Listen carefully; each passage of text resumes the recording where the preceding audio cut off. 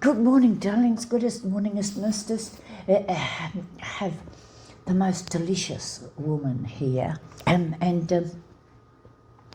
we have a very important topic to talk about. The lovely Maya is here. Good morning, young lady. Good morning, Robyn. Darling, where does your Christian name come from? Or I shouldn't call Maya. it Christian. Yeah. It's not Christian, obviously. No, and Yeah. we shouldn't call it Christian. It is our name, isn't it? It's our first name, Yeah. I guess. Where is it coming from? Oh, my parents just loved it.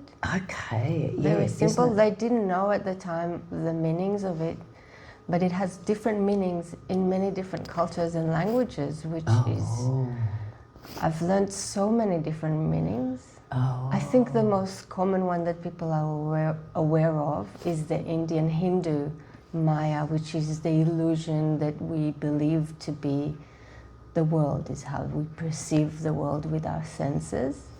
Go on. But then, in Nepalese, I'm pretty sure, if I'm not getting confused between a few languages, but Nepalese, Maya means love.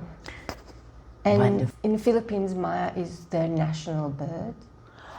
Oh, and aren't they all musical in their way? And I can't remember, in some African, I can't remember which language, but it means courage. I've learned so many throughout the years, so I'm so thankful for my parents that they liked how the name sounds and gifted me with it. And interestingly, It's a multicultural name. But also interesting that you described it then as we call our children names we like the sound of. That is, we like the music of. Yeah. We describe. And sometimes if it has a specific meaning that we love. It's good as fun. Talk to me. Firstly, talk to me about Unlocked. Describe what that is, please. I'll describe it quickly. It's a 9-week course that gives us the user manual for our lives. Oh, I need it. Come, join us. I want to say it's designed for everyone. People used to go to this course. The youngest participant was 15. Excellent. The oldest participant, 84, 85. Most wonderful. So it's designed for everyone that's interested in improving the way they live their lives, the way they manage their lives, the way they create things in lives, the most important thing in my mind is the way we manage our relationships. Can I ask, are you saying in us starting to understand ourselves too? That's where it starts. Go That's on. exactly where it starts. So the relationship we have with ourselves is that we might not know about. We take it for granted. We take it for granted because we have a perception of who we are and we think it's fixed. At some stage we develop how we see ourselves and how we see how we want others to see us. And we think it's and it becomes a stuck pattern? Yeah. We think we don't have much that we can affect it. That's who we are. Oh, wow, we get stuck. Yes, exactly. And then it affects everything in our lives. So it affects the way we deal with others. It affects how we behave on a daily basis. It affects how we create different things in our lives. It affects how we, what friends we draw or don't. 100%. How important. And life partner, if we have one or if we wish to have one. Yeah. That's a big one. Someone that's, is with us very, very frequently, as opposed to other relationships that we might not be as close to. And so, are you suggesting that it is important for all of us, one, to have a look at ourselves, but also to be continuing to grow and change? 100%. And I think most people do, if they're aware of it or not. They do it throughout their lives. So most people have some degree of self-reflection, but we never actually realize how to do it well. We've never been taught. No one gave us the tools. So we have a self-reflection, but it's not necessarily effective unless we learn how to use specific tools to become who we want to become. And unless we have an independent voice helping to guide us every now and then. Yeah, yeah. And the independent voice Yes. is exactly what you said. It's a guide. It's not a teacher that tells you this Yes. is how things are. The guide is like, examine this, check if it's true, and if it is, use this tool. If it's not true, use a different tool. Tool being use a different emotion or a different awareness. What does Tool, there are a few different types of tools. Go The on. major one, it's a tool to have a self-dialogue that gives you a pause between whatever life brings you and your response to it. Oh, So please say most that of- again. Okay. That's important. It gives you the tools to pause, or the understanding of how to pause, That so one. you can respond to whatever happens to you in life with a degree that is helpful both for yourself and for everyone around you. So giving yourself some thoughtfulness. Yes. So most of us, we are aware that we are triggered by something. We have a very quick reaction to things that trigger us. And most of us don't like the way we are triggered, and we don't like Yes. how we react instantly. But we to think things. it's necessary. Well, we don't think we have a choice. We don't think that we can pause and find a different way to respond that is more beneficial. To ourselves Well, and to others. exactly. Once it's beneficial to ourselves from a higher level, from a higher bird's view, it Within also, us. yes, then it's definitely going to also be helpful to everyone else. How wonderful that is. That is unlocked. That is exactly Unlocked. So in Unlocked, we learn how to create that gap between life and our response to life. Oh. We learn how to increase it so we have enough time to find the best response. And then we also learn very specific tools like effective communication, increasing the way, increasing our consciousness level to a degree that is beneficial while making decisions, and also how to consciously create the life that, not just allowing life to be thrown at us all the time, but also very consciously become the creator of So- our own lives. Can I ask or suggest you're actually giving us a view of having respect for us to begin with, to be caring more deeply about how we are ourselves, recognizing it, and then, as you say, these tools, these abilities that we can apply, how important that is in through your life. Yeah, I remember you mentioned that word in a previous interview, respect. It's a very basic thing we need to understand about our relationship with ourselves. Yes. Once we realize how to respect ourselves, how to give ourselves the full love and understanding of who we are as we are right now, this is the starting point to bring that same respect and love to others and to the world. Yum. Oh, that is, you're speaking what I like to call technical wisdoms. That is, that you are speaking in a way that we can all understand and apply. And today I told you I wanted specifically to focus on difficult relationships. Please do. You know the most difficult relationship we have. It's with us. Yes. How many times do we not sleep at night because we're bothered about something we said to someone and it was the wrong thing and we could have said it better, or a mistake that we've done? Or why didn't they understand? Yeah, well, that's taking that relationship to someone else. But I'm first talking about that when we are beating ourselves up Yes. for doing something that we think was the wrong thing to do. Yes. or for not being as good as we want ourselves to be. It's constant. So we have an expectation of ourselves. Yes, Yes, yes. that's very big. And then that is the first relationship that we need to learn how to manage and make it easy. It doesn't need to be difficult.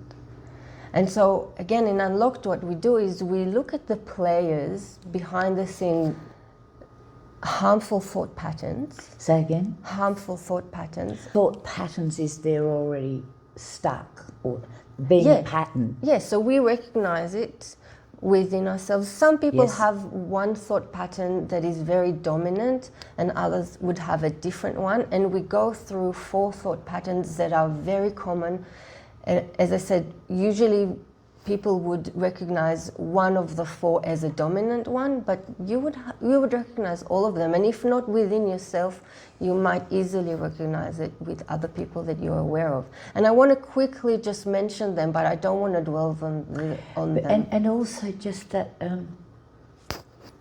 not one of us gets out alive in the sense that we all have some patterns that would be quite handy if we tidied up for ourselves and for others too. Yeah. That one, isn't it? That we all have patterns that we need to be allowing to soften. Yes, definitely to soften. Examine.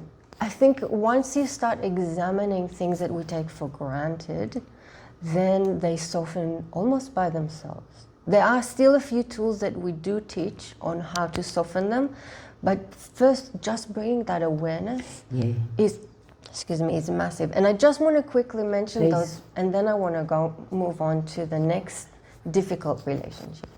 So the thing is, there are 4, we call them emotional ticks, because like a tick, we don't notice when they crawl on us, but they don't belong to us, but very quickly they embed themselves in us. And then we try to flick them, but when we flick them, it doesn't actually, they're not going to go away. The poison is already in. So we need to learn how to smartly, kind of very carefully remove them with the poison. So the thought patterns that we are recognizing are, the first one is comparing ourselves to other with judgment, not just the comparison. Judgment upon ourselves. Correct. And to others too, but we're focusing to start with on the judgment that we have upon ourselves. We're not as good as others. And then the other one that we are focusing on is when we are people pleasing. So some people have a tendency to really want to placate other people, to just be the good people, you know, not cause any friction with others, but to the degree that their impact their own well-being. So we subjugate ourselves. So we say yes when we actually don't want to say yes. And essential that we be us. Go on. And the other one that we recognize is some people have a tendency for perfectionism. So they really need everything to be perfect in their lives. And that's quite harmful. That sounds painful. It's very harmful. Painful though. Yeah. And the last thought pattern that we are discussing is when we self-sabotage, when we beat ourselves up for every little thing, and we keep on thinking about something we've done years ago, and it's still, you know, we can't sleep at night because... You're suggesting we're us as criticising ourselves. Yes.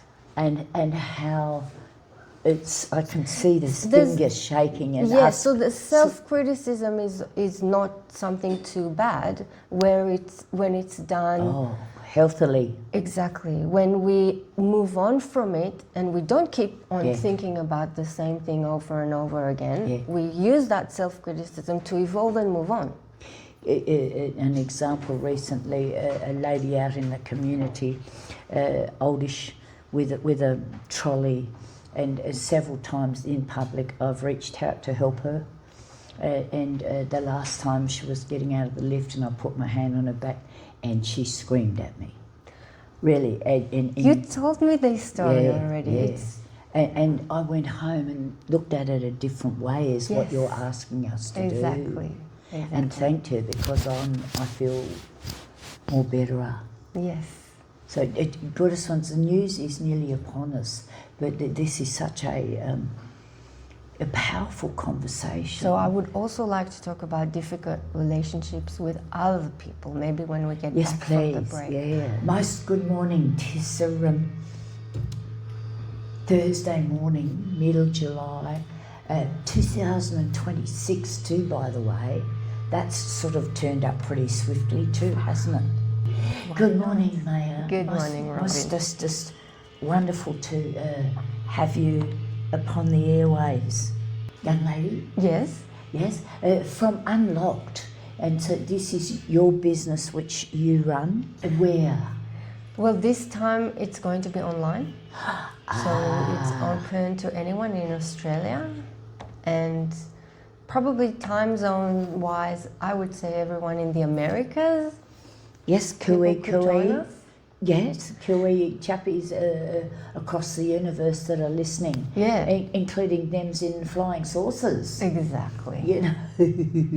Go They on. definitely can tune in. I wanted to talk about 1 difficult minute. So relationships. we're talking about Unlocked. Maya is talking about us as in the patterns that we may not even recognise that we have stuck ourselves in, and to be able to begin to recognise them and to change and grow in our own character. You know, before we move on, I actually wanted to make some sort of discernment. Please, I'm not sure yes. if that's the right word to use for this. But it's very interesting that a lot of people might be listening to this and say, yeah, that makes sense, I know that. The question is, by listening to this, are their lives going to improve? The question is, are you asking whether they're willing to change or not? What I'm saying is, and that's what I've learned for myself, Yes. is that knowing and understanding in our head is not what's going to create the shift. Go on. So what is going to make the shift is living it, practicing it, day in, day out. I like that term, to practice, so you don't immediately go, I'll drop that and I'll be this. It asks you to begin to practice. So in Unlocked, we mention it. We mentioned that learning has a few stages to it. The first stage is understanding things intellectually, which I admit it's something that I was at for many years. So I've understand a lot of theories. I understand why I get triggered. I understand why I behave this way. But has my behavior changed? Not necessarily. And we don't know it hasn't changed. Well, inside it feels so good because we know, right? We have that information. The second stage of learning is when we take this information and we start seeing the connections, we start seeing where it plays out. It kind of makes sense on a deeper level, but we still haven't made the change. It's the first step of integration. But then the third step is where we're actually embodying it and we're becoming it. So we take that knowledge and it plays out in our lives. And I like that notion, excuse me, too, of us testing it and not necessarily getting it right immediately either. Like our tenderness, our humanness. Yeah. So when I mentioned before in Unlocked, we learn how to create that gap between something happening to us and how we respond to it. Usually the first stage of that would be only in hindsight, we would recognize, that's where the gap was. That's where I could have done it. That's the first stage. The second stage would be to actually catch it, very close to when it happened. The third stage will probably when it happens, but it might not mean I could already shift my behavior. And only the last stage is where I can see it while it's happening and able to change my response to a situation when it happens and not wait until the day after. Instead of to expecting see. it immediately, also give yourself permission to stumble a bit Yeah. in amongst it. And when we understand that that's very natural, we won't get Yes. frustrated with ourselves if it's not immediate. And also, we're with that stumbling, whoever it is we're stumbling with, explain it to them. Yes. Oops, sorry, I'm Yes. changing a bit, I'm doing my best. Yeah. Yeah. What I wanted to say was whatever. Yeah. That's beautiful, And Maya, and the that's things that beautiful. I'm getting from participants, past participants from the course, because I've just finished teaching one of them, and one of the most beautiful feedbacks that Yes. I received from one of the participants was that she feels in her life that she always presented to be this calm person, whereas now she is. Now she feels that calm. She has access to the calm that she wanted to be. That's how she not pretended, but presented herself as, but now she feels it. That is so important, that it becomes a feeling, Yes. a sensation, Yes. which is really what we are. We are sensations or feelings. Yes. What an important description you've just. And what appeals to me too is what she thought she was, she really was, but she wasn't being. Isn't that tricky? And once she became it, then the feeling of joy was there. yes. Yes. Wow. A feeling, she said it, a feeling of calm. So these were her words. Now, the other thing that I really wanted to discuss today was difficult relationships. Please. So the difficult relationships that we have with other people, I think most people that, again, have a degree of self-awareness, they do understand the concept that other people trigger us. You know, they say, they trigger us, they push the button. And even you might just as immediately you see that particular person, already the trigger's taking place. Exactly. Go If on. it's something that's been ongoing for sure. Yes. The question is how do we create the change to make them stop trigger us? Most of us, the first thing we do instinctively, we want to stop their behavior.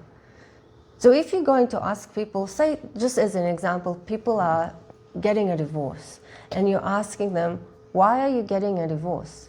And what would be the most common answer? The most common answer would be, oh, they do this and that.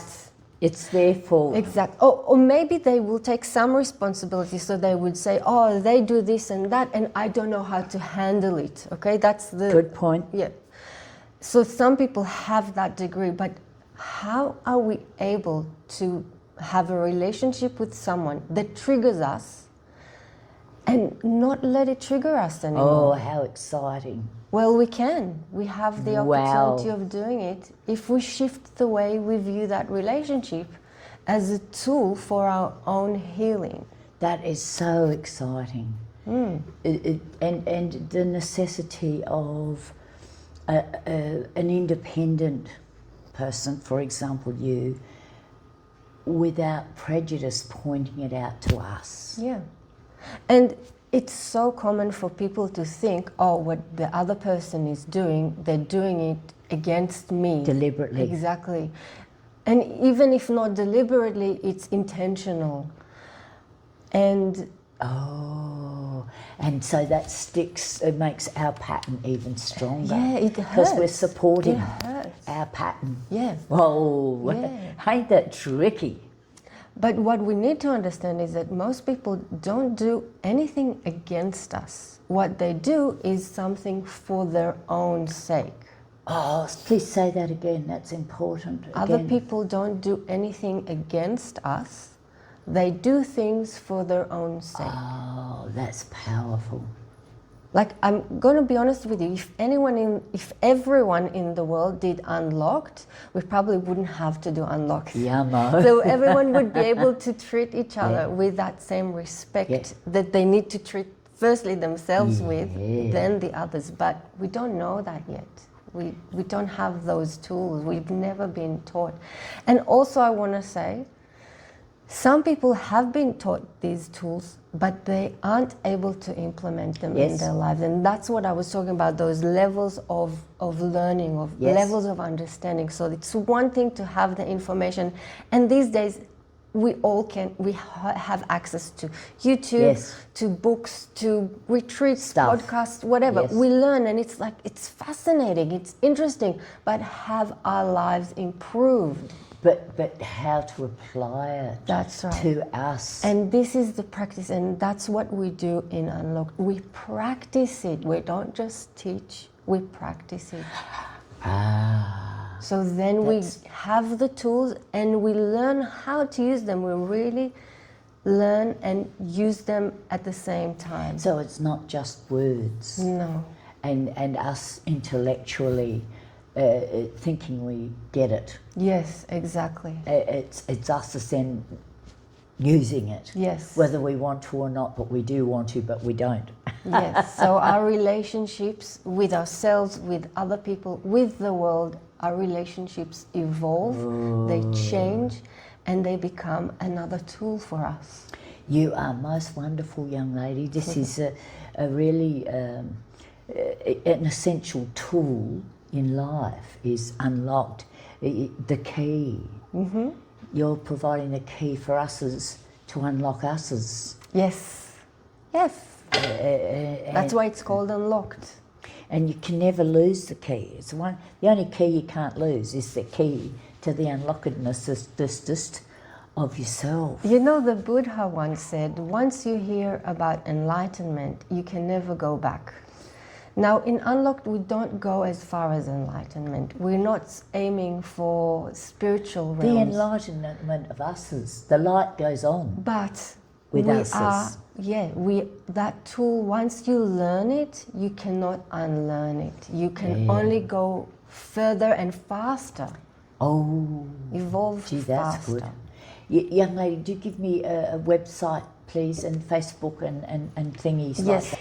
Goodest ones, just pop your coffee down for a minute, and you may pick up perhaps a thing we call a pencil or a biro, and you might have a piece of paper. Or a device.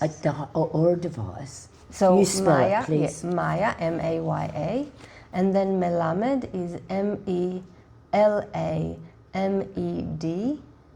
Yes. D for Delta. Growth. Yeah.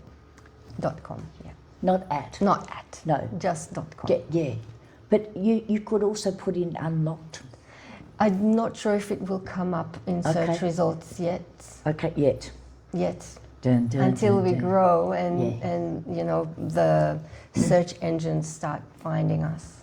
Oh, most delightful.